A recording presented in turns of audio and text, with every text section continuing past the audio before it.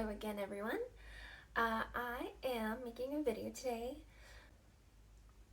sharing some of the skincare knowledge that I've accrued in my professional and personal life, and answering a few questions specifically from my good friend Katie. Thank you so much, Katie, for suggesting this video idea for me. She had asked me a few specific skincare questions that she has just like, in day-to-day life. And so I'm going to be answering questions about what are the steps of skincare, things to do and what not to do, answering the question about if things should be mixed together, how frequent should you use products, that kind of thing. So if you want to listen to that, keep watching. Oh, and also, I thought I'd just curl my hair at the same time. I think it's just more entertaining to either be listening in the background or if you're watching, to watch me do something while I talk. So, disclaimer, I am not an expert. I don't have a degree in anything skincare related. This is just me doing my own research, being trained by brand coaches, and just things I've picked up that work for me personally. So don't take any of this as 100% fact. This is just more like a fun discussion that's open-ended and always evolving. So, alright, let's jump into hair. Okay, so for my hair, I'm going to be using these little curlers that you put in on like damp hair, and then after about an hour or so, I'm just going to take them out. Normally I would go to sleep in them, but I'll just take them out in a little while, so this will be just for fun. Okay, so first question that Katie had, what is it? What do you desire? So the first question that Katie had was, what are the steps of skincare? So this, I think, is going to be different for everyone. Let me just give you an idea of what I believe, and then I'll kind of go more into like what may vary depending on like you. Oh, I'm just spraying some of the Miracle 10 leave-in. I just like that it is kind of like a treatment, but it also is going to make my hair a little bit on like the damp and like sticky side.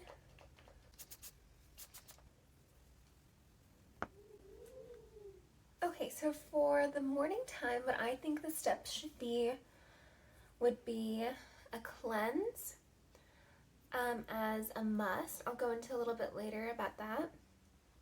A toner or essence I think is optional. A serum, meaning like you're active. A moisturizer. Yes. Lip balm, and then your SPF should be last. I used to get customers a lot that were really confused about where your sunscreen and moisturizer went in the routine. I was trained that your sunscreen should be the last step of your skincare, and then your primer is the first step of your makeup routine.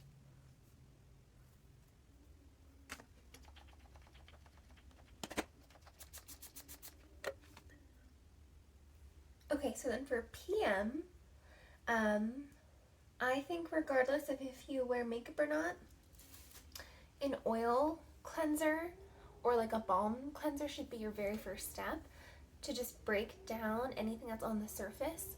I think it's especially helpful for someone who wears makeup, but I think it can be beneficial for anyone, especially if you are maybe like in a warmer climate, or maybe you're just really prone to sweatiness. I think if you have just like a lot of oil buildup on the skin throughout the day, that just breaking it down with an oil or balm, that can just be really beneficial. Once you've used your balm or oil, I would recommend going in with a second cleanser to remove any excess of that cleanser, the oil or balm. I also feel like it just helps pick up any residue. The third step I think is optional. The third step for me is to go in with actually a third cleanser, really gentle, with like no treatment in it, and use a tool to cleanse. I didn't always do that. I just figured out that I like doing that, and I think that's just what works best for me. I really like to have a really clean surface before I go in with anything like treatment-wise. And then once you have your clean skin, I would say going in with your toner or essence, followed by your serum of choice. This is where I think it's up to like the person and like their skill level of like skincare treatments. You could layer essences, and then you can also layer serums. I'll go in a little bit more in depth later about textures and like purposes to that. Once you've completed putting on all the serums you want to, that's when you want to go in with your moisturizer. I personally prefer a thicker moisturizer at nighttime, simply because me personally, I have drier skin, and so it just feels better when I'm going to sleep to just know that when I wake up I'm not going to have a very dry face. And a thicker moisturizer usually can just seal in all of like the treatments I put on below. The next step I feel like is optional depending on like your beliefs of its efficacy, but a lot of people like to go in with their eye cream. Sometimes before, sometimes after the moisturizer. That's more so just like personal preference. Eye cream in the daytime I feel like is really beneficial if you're going to be wearing like concealer or just like makeup around the eye. It can be like a prep step. To be honest, I haven't found like the miracle eye cream that has changed my life in any way. So for me, I'm usually hesitant. For me, I feel like if I don't put eye cream on at night, everything's going to be okay. Although there are times throughout the year where I get very dry skin under my eyes, and so maybe I'm a little bit more adamant. I think it's just how that fits in your routine and how you like the results. Lip balm, I would say, would be next. I like a little bit of a thicker sleeping mask type of thing for my lips, but it could be whatever your preference is. And then optionally, you could go in with a face oil or face sleeping mask. That I think just might depend on like your skin needs, your skin goals, and if you like the texture. I find that someone who has an oilier complexion usually does not like those kinds of things just because they feel a little bit more heavy, and maybe they just don't need that treatment. I'm going to go into frequency of use and my stance on how often you should be using certain ingredients and certain products. Mostly what I have to say are like general blanket statements. I think everything is different for everyone. Like how old you are, what your skin type is, what your skin goals are, what your lifestyle is like, what your habits are like. I think all of those factors can make a difference. So take these as you will. I don't feel like this is like 100% applicable to everyone. Okay, so in general, cleanser, I say you can use every single day, of course, twice a day. When I was younger, when I had oilier skin, well, I guess when I was younger, I happened to have oily skin, but I also happened to be very lazy. So when I woke up and had to go to school or later go to work, it was really hard for me to make time in the morning to do extra skincare steps like cleanser. Like that was just one extra step that I felt like I could just cut out. And I think at the time that was fine. because I wasn't really wearing a lot of nighttime skincare, so I don't feel like there was a lot I needed to wipe or wash off in the morning. Versus now, I feel like I have a lot of products that I'm sleeping in, and I feel like it's beneficial to start the day with a clean face. I still think to this day, a lot of people argue back and forth that a cleanse in the morning is unnecessary, and I think that's where it comes down to like your lifestyle and your routine. What I have found that is if I do regularly cleanse in the morning, all of my morning products that I put on, like my serums and moisturizers, they are just even more smooth, even more effective, because they're going onto like a really just clean base. Some people in the skincare world, they tend to claim that you can just put some toner on a cotton pad and use that as your cleanser. I actually did that for a period of time. I thought it was working for me, but again, it wasn't until I noticed more results.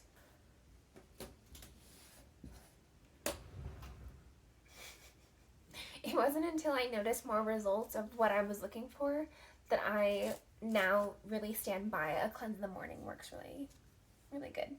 Okay, so a toner, how frequent to use it? I think it depends on the toner, slash essence.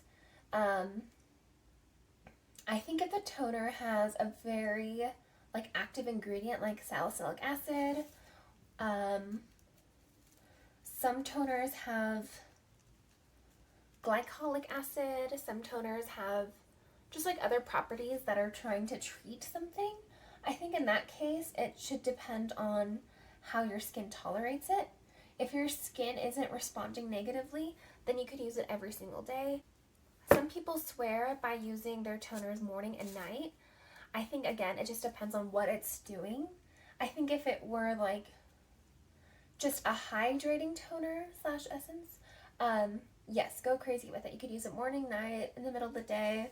I feel like there's nothing harmful from adding a little bit of like a moisturizing effect. Versus, I think if you're using a BHA, AHA, even like retinol or vitamin C toner, those you might want to limit to once a day, just so that your skin isn't going to become too sensitive, both towards the sun and just on its own.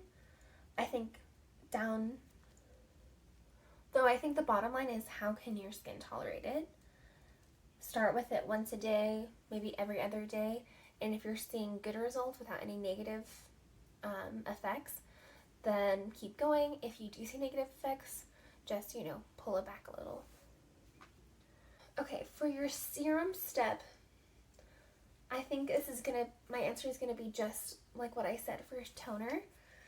It depends on the ingredient that's like its main focus, how your skin tolerates it, and pretty much is that something you can incorporate into your routine. Since vitamin C serum, I feel like people recognize it for being like a daytime serum, but you could certainly use it morning and night. It's not as an intensive treatment typically, although some formulations might be more intense. Okay, moisturizer. For me, I feel like it's an obvious. The limit does not exist for moisturizer, pretty much. I feel like moisturized skin is healthy skin. So even for someone who might be very oil prone, if their skin is hydrated and moisturized, it's going to be typically more balanced. Not as oily, not as dehydrated. It's going to feel plump and it's going to look plump. SPF, I feel like it's obvious you want to wear it every single day, daytime. You certainly don't need to wear sun protection at night. I wanted to break down actives a little bit further in the realm of frequency. Main categories of active ingredients. There are your acids, antioxidants. There is your vitamin A, which is more recognized as retinol, retinoids of the sort, retin A. Your actives, you have your AHA and BHA. And now in recent years, there's PHA. AHA standing for alpha hydroxy acids. Typically, these are fruit-derived enzymes of sorts that, once they're derived, they are manipulated to be skin tolerable, and they are meant to loosen up the skin cells, the sticky cells, if you will, that have built up on the top of your skin. Some people, especially in your youth, when we're younger, our skin cells will turn over, and they kind of know how to get rid of themselves on a faster level. When you get a little bit older, it can be more challenging because just naturally our skin cell production is slowing down. They're not turning over as quickly. We're losing our collagen. Especially women are affected younger at the age about 25. And also, take into a factor your genetics, your environment, your personal lifestyle. All those things can affect your skin differently. And so your need to exfoliate with those, topical fruit enzymes, to say the AHAs, might be at a different rate than someone who's maybe younger and who's doing it a lot faster. In the realm of those acids, the BHA, the beta hydroxy acids, those are typically found in nature as well, but they can be man-made. And the biggest difference with the beta hydroxy acids, as I was taught, is that they work below. So AHA above, BHA below the surface, and these are meant to be more ideal for like pore care. So loosening up all the sticky cells that are maybe not sloughing off on their own. This is loosening it up so that they can, be removed. AHAs, typically in my experience, they tend to tingle, burn, and just sort of leave my skin a little irritated. So for me, I try to find less potent or a lower percentage just so I can use them regularly but not feel sensitive. And BHAs, for me personally, the ones that I've tried have not burned or tingled or stung. But I think it's just kind of like how you can tolerate them. And the last acid is PHA, polyhydroxy acid. I was taught that this was the more unusual type of acid and meant for someone who wants like a very, very gentle form of exfoliation. And I think that's true. I think I've only tried a sample of one that came like with the purchase, and for me it didn't show enough of a difference to continue. But I think those options might be great for someone who is younger, just starting out, or someone who just prefers a very gentle exfoliation. Okay, it's been a little while since that last shot. I had a heating problem with my phone, so I think I'm just going to pick up where I remember we were talking. Vitamin C, yes, you can use it every day. It depends on the potency, it depends on how you tolerate it, and the formulation. There's other forms of antioxidants, but I think that's the most well recognized. Okay, as far as retinol goes, you want to use it very slow at first and gradually increase if your skin can tolerate it. Topical vitamin A is known to be very intense and very rewarding, and I think just depending on how you can tolerate it is going to be how often you can do it. When I was first learning about it, the rule of thumb was if you can tolerate it once a week, then start with that. And then if you can do it twice a week, do that the next week. For me, I feel like not every retinol is as intense as the next. I was using, I have no idea what it's called. It's in a little tube. It's specifically, it used to be prescription only, and then it became a drugstore product you can pick up at Target or like CVS. It's a little bit pricey. I think it's like almost $30 for a drugstore. But considering now anyone could buy it. Oh, different. I got it. That one had adapalene in it as the main ingredient, which from my understanding is like a form of retinol. That specific type was really meant to be towards people who had acne prone skin. And to be honest, I 100% love that product. The reason I stopped after going through two tubes of it was because it was really affecting the skin on my neck. I was not using it on my neck, but as soon as I started and then as soon as I stopped, I noticed that my neck was always incredibly sensitive. My face, totally fine. No patchiness, no dryness, no redness. My neck, however, if like a gust of wind like tickled my neck, it felt like it was burning. So it was really weird for me that like I was never applying it there, but it somehow was becoming affected. So if I ever find a product that's as effective as different, but somehow different, then I'll jump into that.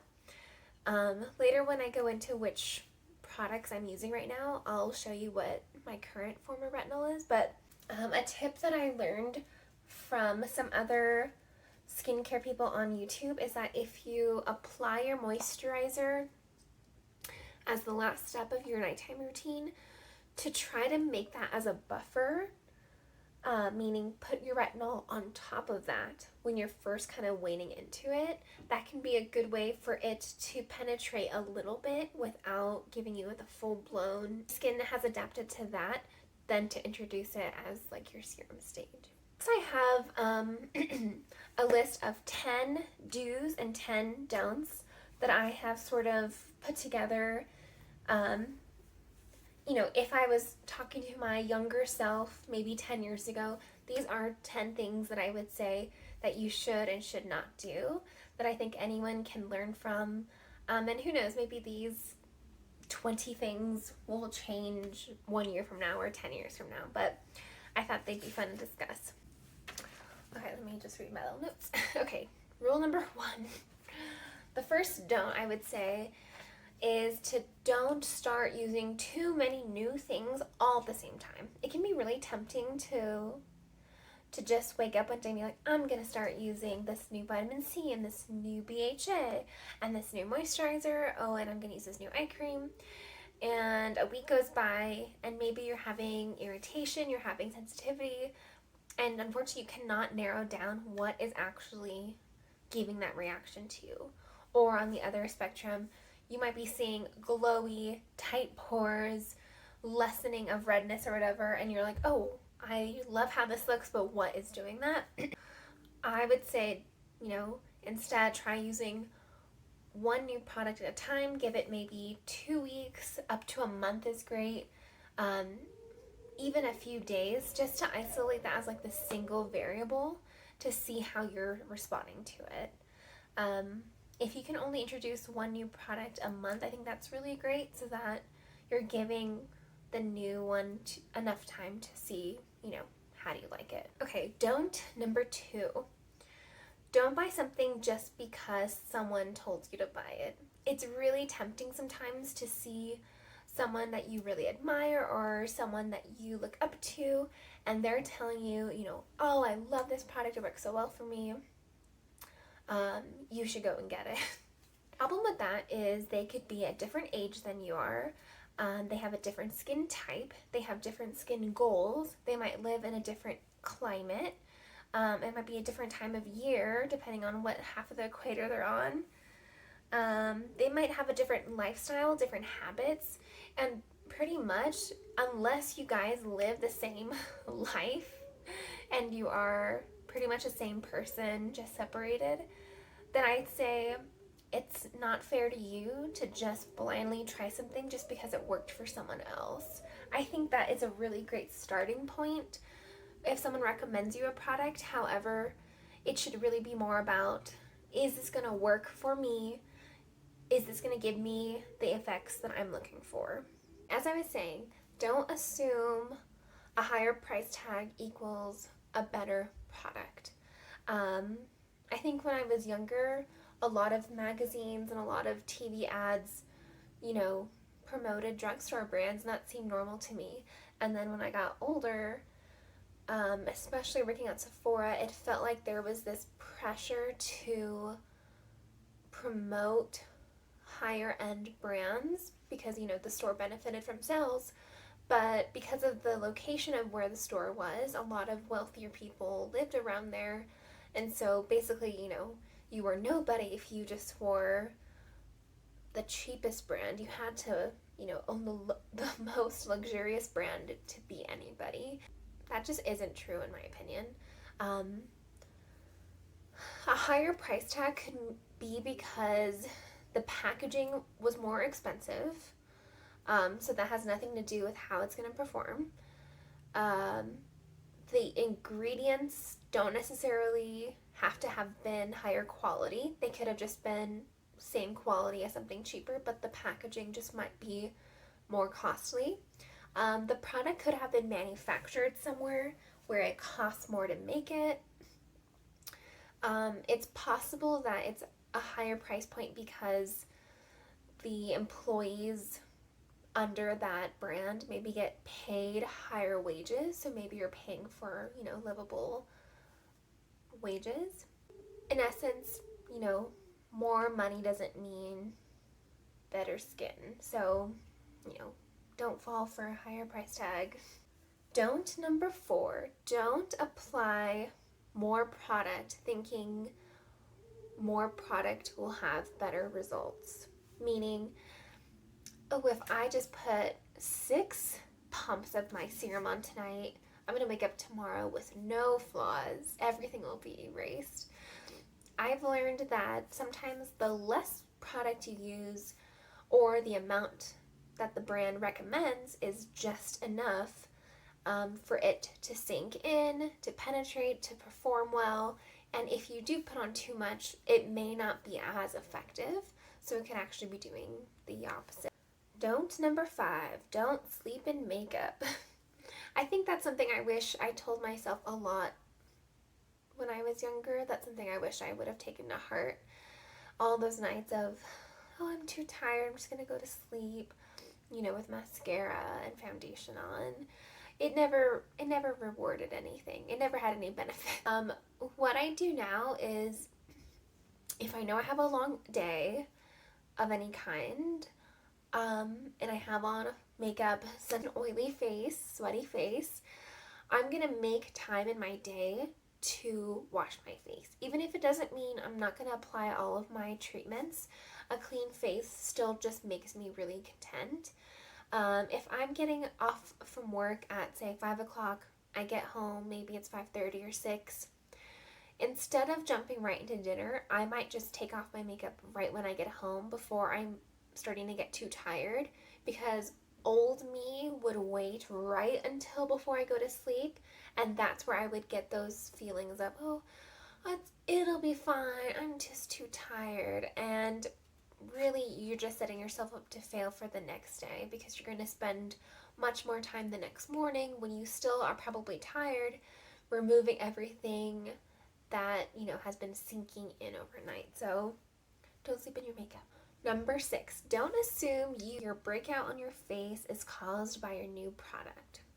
I used to think that all the time. I would try something new that I, was maybe recommended to me by a coach, skincare coach or something like that, and wake up the next day, have a new breakout, and be like, that's it, I'm throwing this away, this gave me a breakout, I can never use this again, when in reality, it could be the product's working, and it's, pushing all of the gunk, bad stuff to the surface, and it's purging your skin out. It could also be that maybe that was there all along, and the product maybe did nothing and your skin found its own. So I would tell my younger self or anyone else, you know, give products a chance. Don't blame it on the one thing. In that sense, be aware of the difference of what a breakout and like pimple and acne is compared to what a rash or an allergic reaction is. Biggest differences will be an allergy. Allergy or reaction typically is instantaneous, or within a very small period of time. It could be right after you put it on, you started to notice that your skin's feeling a little itchy, it's getting bright red, or maybe if you have a deeper complexion, it's just getting a little bit red.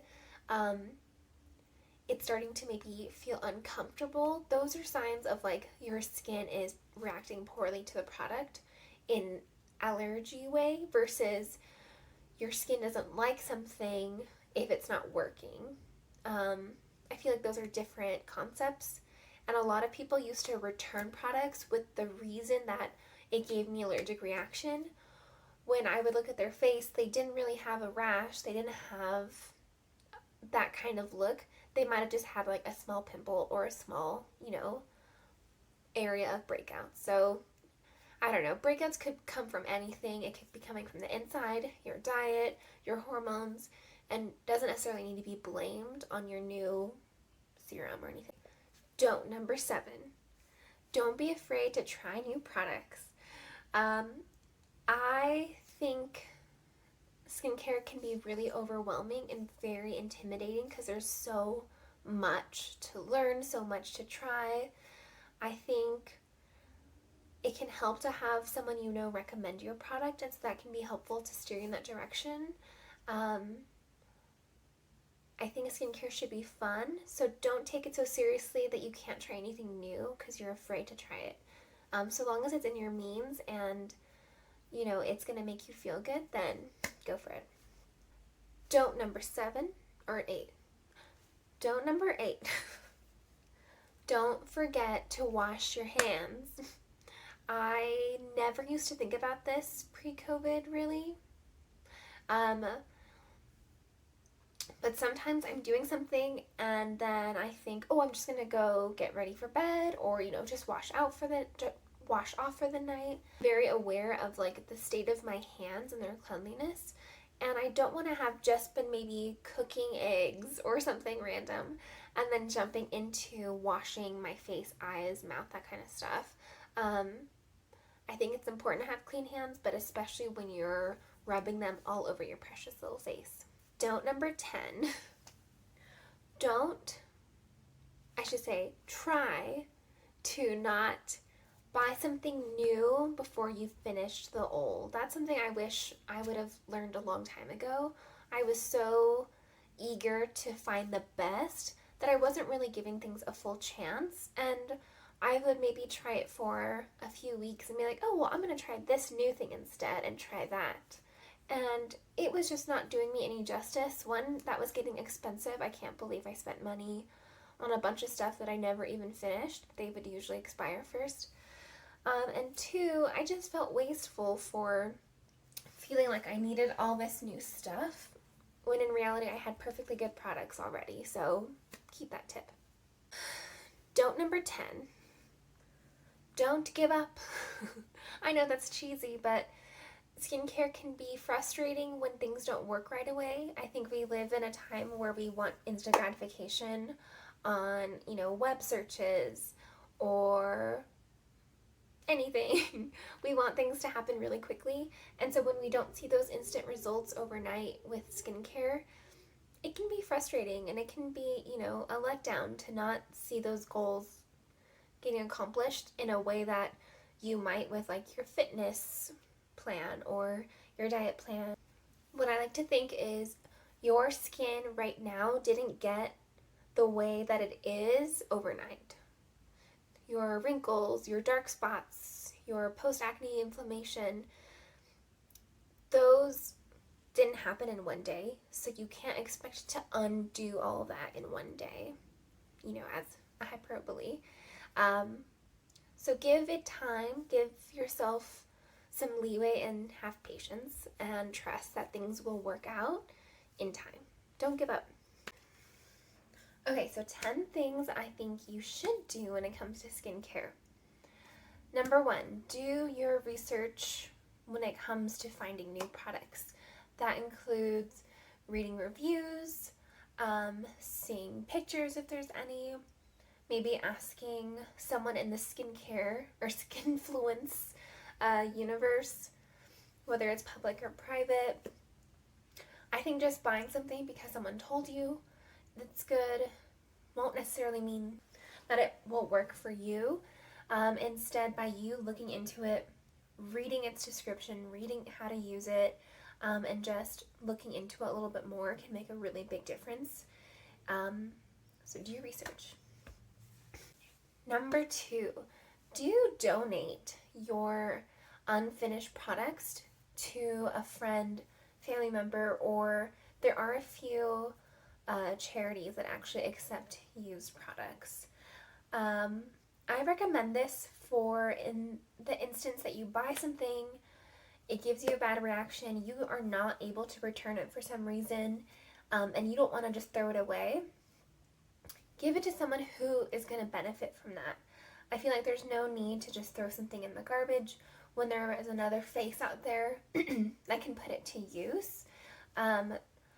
There is an organization called Project Beauty Share, and their philosophy, or rather what they strive to do, is you can, if you live in the state of Washington, I think it's in the city of Spokane, you can drop off items, or if you don't, you can mail things to them. On their website, they have a full list of items they accept and things that they don't accept. In the skincare category, they do accept gently used products that don't have an openable lid, meaning a moisturizer tub where you can just take off and dip your hand in. They don't really want that. They would rather maybe sunscreens, lip balms, things that are just coming out of a pump or something like that. So do pass on the things that don't work for you, but someone else can benefit from. Number 3, do take a look at the expiration date. This is much more important, I feel like, these days, because I think not everyone is using up their beauty products as quickly as they used to. So they're letting their products sit in their drawer or cupboard for much longer than they used to. And something could have expired, and it's not necessarily going to harm you. It's just not going to do you any good. It's not going to provide the treatment that you're looking for. And I think one way you can, track your expiration date is sometimes it'll be printed on the item or the box. And something I used to do when I was getting a big flow of products was I would write on the product when I opened it. So if the bottle said expires in 6 months, okay, I opened it January 1st, I need to throw it out by June 1st. I think there's definitely some leeway. Like if you, still have it a month later, 2 months later, I think it's still going to work fine. I think if it's past 6 months or a year, that's where the efficacy is just probably not the same. Number 4, do read the ingredients. If you know that you are sensitive to a certain ingredient, maybe it's fragrance, maybe it's a certain dye, look for that. Be on lookout. Don't harm yourself just because something looks like it's going to work great. You want it to, really make a difference without irritating your skin. Okay, number 5, do keep products out of the sun, out of moisture, and protect their stability. So I used to keep all my products in the bathroom because that's all I had space for a long time ago. And then once I upgraded and got my own apartment with my boyfriend, I was able to have, some space in my bedroom. And what I've learned is when your skincare products are exposed to heat, moisture, sunlight, it can alter the formula, basically breaking down efficacy once again. So if you have the means and the space, do keep them in a safe place. Number 6, do take a before picture. I think that can be really helpful. Kind of like your weight, for example. You may not see a change day by day by day, but if you look at a picture from 30 days ago, you could see a big difference from how your skin looked then versus how it might look now. And I think that can be a really big boost to ensuring yourself that something is working, and that you still just need to keep at it. Number 7, do layer your products. If you have a couple of serums you really love or a couple of toners you like, and vice versa, you want to just, put them all on, you can absolutely do that. There is a technique of putting the thinnest to thickest, mostly because if a product is quite thick and dense, it's just more challenging for thin products to penetrate past it.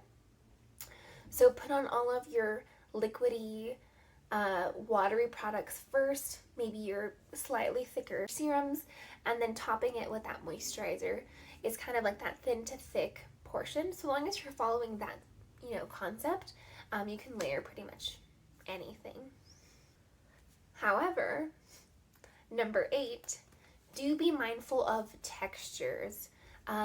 Since your SPF is the last step of your skincare routine, if you have all these wonderful, beautiful textures of moisture and skincare as a base, and then you try to put on your primer or foundation on top of that, they just may not go together. That used to happen to me a lot. I was for the longest time, using a dimethicone based moisturizer, which was wonderful because it was smoothing and almost mattifying as a moisturizer. But then I was going on top of that with a very creamy emollient, I think there was oils in it, foundation. When I put them together, it would cause these like pilling, lumping in my complexion, and it just looked terrible. So although all those layers might be benefiting your skincare, be mindful if you're going to be wearing foundation products on top, they just may not clash together. And number 9, do be sure to let your skincare products sink in step by step before moving on to the next step. If you have on your essence or toner and then you follow your serum, give it at least 30 seconds, in my opinion, up to a minute, sometimes longer, depending on the product, to let it really set before moving on to the next. I was taught that if you put on your toner, your serum, and your moisturizer too quickly, they just might all combine and mix together while you're applying and not really have the time to do what it's meant to on its own. Number 10, my favorite one, do treat yourself. And I don't mean like shelling out a ton of money on skincare products to treat yourself in that way, unless you want to, of course, go for it. I mean more so treat yourself to skincare in a way, to unwind, to de-stress, to feel good, to give yourself that self-care kind of moment. Even if it's 5 minutes, 10 minutes, 30 minutes, if you have the time. Skincare should make you feel good, not just on your skin, but, taking this time to massage your skin, to pat, to feel rehydrated with products. I think it's worth it to, make it a time about you and, reminding yourself that you're worth it. So treat yourself. Okay, I'm going to start taking out these little curlers. They haven't been in very long, but we'll see what happens. Next question that Katie asked me was, is it okay to mix things? In my professional opinion, no. That's a very big general statement. The reason is because I think if you mix things together, you are not going to be benefiting from their own treatments. You're going to be getting kind of like, you're just not going to be benefiting from the full effect from each item. This to me is especially important when it comes to sunscreen. you really don't want to mix anything with your sunscreen. Your moisturizer, your foundation, you want it to be performing on its own and have its full strength of sun protection.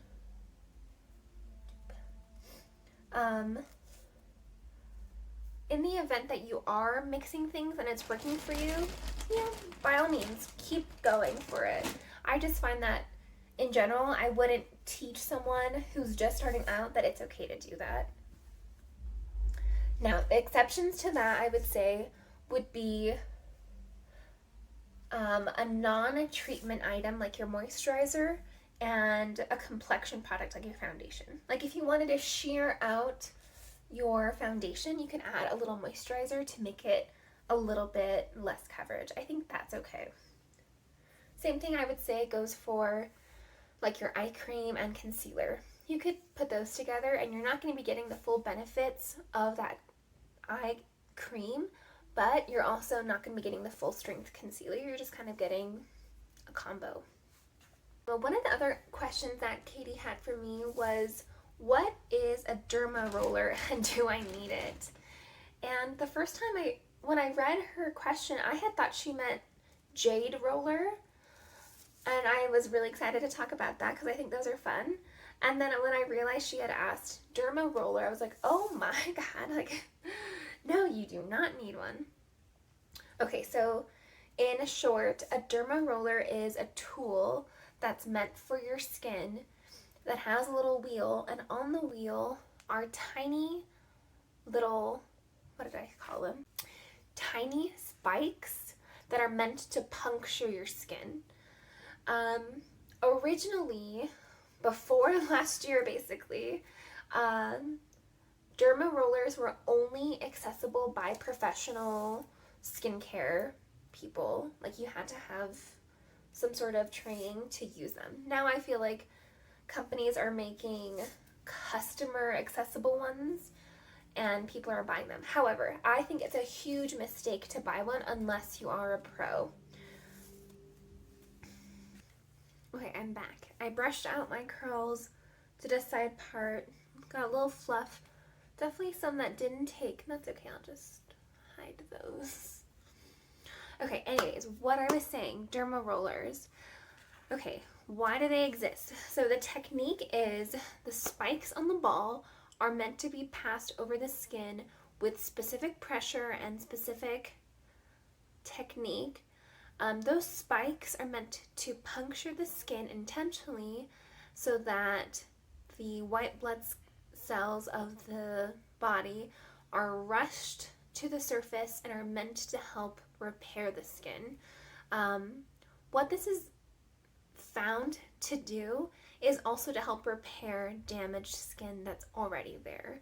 So for someone who maybe has post-inflammatory scarring of any kind, it's thought that, or even like larger pores, skin texture, that kind of thing, it's meant to repair the skin.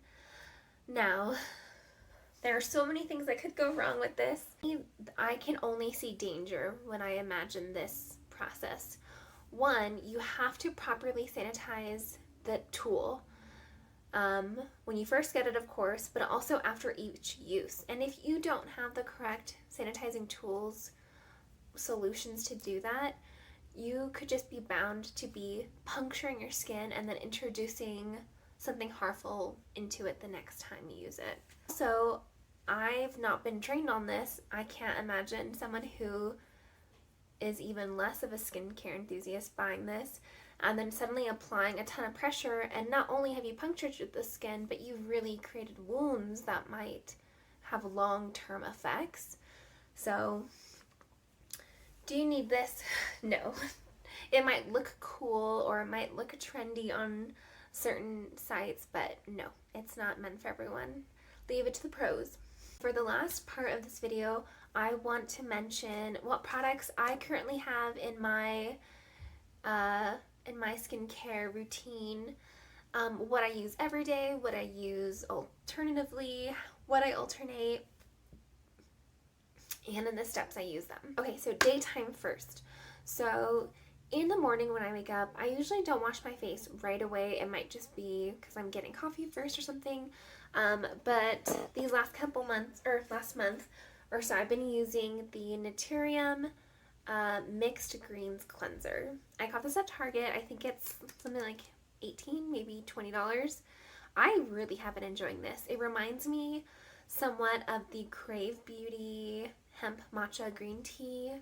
What is that called? Hemp Green Tea Kale? Something like that. Cleanser. Super gentle, super balancing. It doesn't feel like you're washing away your moisture. It feels like you're just washing away the oil, sweat, and that kind of stuff. This to me is not a makeup removing cleanser. It's more of like a second cleanse. So this is what I like to use in the morning just to kind of have like a fresh face. For that, I go in with the Paula's Choice 2% BHA. I pour this in my hand and then I just pat it into my clean skin, let that absorb, and then I follow with the Naturium Vitamin C Serum. You can see it better. This is actually my second bottle of this, and I am thoroughly impressed. I've tried many vitamin C's, and I feel like the serums often have a weird texture, or they actually will burn my skin, which I really don't want. This is a favorite for many reasons. The texture is perfect. It's light, it's gel, it's very smoothing. The pump is nice and even. I like that this almost feels like a hydrating serum with added benefits. It absorbs really well, it's not sticky, and I feel like this really improves the overall brightness of my skin along with hydration. Now this product I'm simply using up to get rid of it. I kind of have been using it as a moisturizer and not as it's intended. It is the Purito Scintilla Green Level Unscented SPF 50. A couple months back, Purito made a statement saying that they were going to be doing some further lab testing of this product because a third party discovered that the SPF factor, sun protection factor, was not actually 50. It was more like, I think, 15 or something like that. And so people were outraged, saying that they had been depending on this for, SPF 50, when in reality it wasn't actually protecting them that high. So anyways, I've been using this as just a moisturizer, acting as if it doesn't even have any sun protection. So, and when this is gone, I'll move on to something else. But I go in with this after the vitamin C, and then I follow with the Neutrogena SPF 100. This is one of those products like the Purito. I'm just using this up until it's gone. Won't repurchase. I'm just using it because it's protective. If I'm having dry under eyes, I will go in with the First Aid Beauty the First Aid Beauty Triple Remedy AM Gel Cream. This is one of my favorite eye creams of all time because of the consistency, feeling cooling, lightweight, and gel. I feel like it really preps the eye for makeup. I used to use this in my kit a lot on pretty much any skin type because I felt like it really prepared the under eye without interfering with the wear of makeup. I don't wear this every day because I'm actually kind of saving it. I'm waiting, hopefully a little longer, until maybe I go back to work or something like that to have purpose to use this, because I feel like I'm not benefiting from it right now. It doesn't really help with my old under eyes. So if I'm feeling particularly inclined, I'll wear this in the morning. Okay, let's talk about nighttime. Now, I have a few different things that I throw into rotation, so I'll show you what my everyday, or rather every night routine looks like right now, and then I'll show you the products that I alternate in. So for my first step, I go in with the Brazen Bee Chaliha Oil Cleanser. I've only been using this for about 2 weeks actually. I'm always on the lookout for a new oil cleanser They're just my preferred way to dissolve makeup. This one is probably the most unusual one I've ever tried. Company Brazenby is actually local to the city I live in. They are a small shop. I think they only have like 1 or 2 employees, and the owner of the company makes everything herself, which is what intrigued me. I wanted to see, you know, how good their products was. This was actually pretty expensive, and I got it with a coupon code. I think I saved like $10, but I think for this size, it was something like $60, maybe $50. Now, I don't mind doing that if it's going to be a great product. I'm supporting a good company, and I feel like it's going to be effective. And so far, it has been. However, I feel like it also burns my eyes a little bit. It could just be because I shouldn't be opening up my eyes when I'm cleansing, but I notice later in the night, sure, all my makeup is gone, but my eyes kind of burn. And that's been the only new cleanser in my rotation. So I love it, but I think I'll probably get something else once I'm done with this. Okay, after I oil cleanse, I go in with the Cerave Hydrating Cleanser. This really feels like a luscious cream that does foam, as it says. Super hydrating, really removes any of that excess oil makeup stuff that you might have missed. Highly recommend that. I just repurchased this huge size, and it was at a great coupon price, so I'm definitely going to be repurchasing that pretty much as I can. Now, this part is optional. If I feel like I just wore a full face of really dramatic makeup and I feel like I just had a lot of product, I might feel inclined to go in with a third step. Super optional. This is where I bring the Naturium cleanser back and I use a cleansing tool. So this one I don't use every night. I probably use it like 5 days a week. This is by PMD. This is their rose quartz brush. So it has 4 levels of sonic vibrations, and it has a heating rose quartz on the back side. Truthfully, I don't really use this side because I feel like it doesn't really make a difference to me. It feels good, but I don't know if it actually does anything. The cleansing portion I really love for making sure I'm getting a nice deep clean without scrubbing. I really don't want to scrub my face. So the vibrations of this sort of loosens up the skin to get any, you know, surface stuff off. So once I've gone through all of my cleansings, that's when I want to go in with my thinnest product. So if I have dry skin, I'll go in with the Purito Scintilla Unscented Toner. This is, to me, kind of more an essence. They just call it a toner. I pour it in my hand, apply it to my skin in a tapping motion, and then follow with my serums. This, to me, is just a hydration step. It doesn't really provide any treatment. And so this I could put on and just feel like it's going to go with any other product I put on top. Okay, so about 5 days a week, I go in with the Dermalogica Retinol Clearing Oil. Now, this product is meant to be for anti-aging and acne purposes, which is what I wanted it for. I've been using this officially for, I think, 8 weeks, and I like it, but I don't think I love it. The recommendations and descriptions and reviews and everything I read really made it feel like it was going to do everything I wanted, and in fact, I feel like it's just maintaining. It's not necessarily evolving my skin routine. So it is an oil. I like that it feels really luscious and hydrating without feeling heavy. This one I would consider as a dry oil, so it does sink in fairly fast. It doesn't just sit on the surface. Then on a typical night, I go in with the Vanny cream on top. This is Moisturizing Cream for sensitive skin. This is a rich cream, and I love that for going to bed. I'll even use this like all over my body after a shower. I just love that because it doesn't alter the state of any of my other products. It seals everything in, and I feel like it's really giving me a barrier of hydration. I alternate into my routine. Okay, these are the 3 actives that I alternate.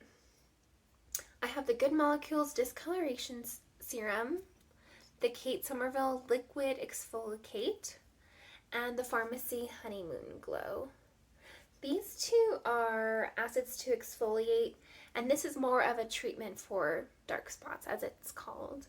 I probably alternate those once or twice a week just to get those benefits. I will alternate with, depending on the temperature, is the Naturium Niacinamide Gel. I don't think I'm going to rebuy this when I'm done. Honestly, it kind of burns my skin. And niacinamide, I do know, is meant to be more for more oily skin, so maybe my skin is just too dry and it doesn't soothe it like I need it to be. The texture is beautiful. It's a very watery texture that feels kind of cold and soothing, but the actual product I don't think it's meant for me. The other moisturizer I alternate with is the Neutrogena Hydro Boost. This, I would say, feels very similar to that one, the Naturium, but it has no treatment, which I think is what I love. This one I actually even will put on Zach, and he can appreciate because it feels like nothing. I love that. The sleeping routine for me might vary if it's really cold out. I'll put on a nourishing sleeping mask or an oil. Those 2 I can put on at the very, very end of everything.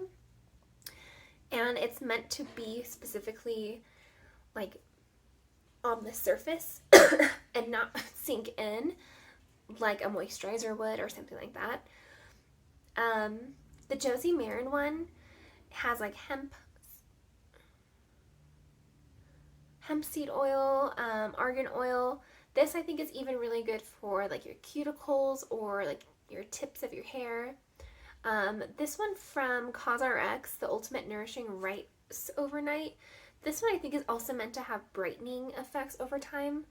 I don't think I'm going to repurchase either of these because I don't notice big enough of a difference, but I'm just using them up to get their worth. My masks that I've been using. I have the OC Red Algae Mask and then the Sunday Riley Saturn Mask. These are more for when I'm having problematic like acne prone skin. These have like sulfur and clays to purify and to balance acne prone skin, so I love putting those maybe once or twice a week. Okay, and the last thing to mention is my eye cream at nighttime.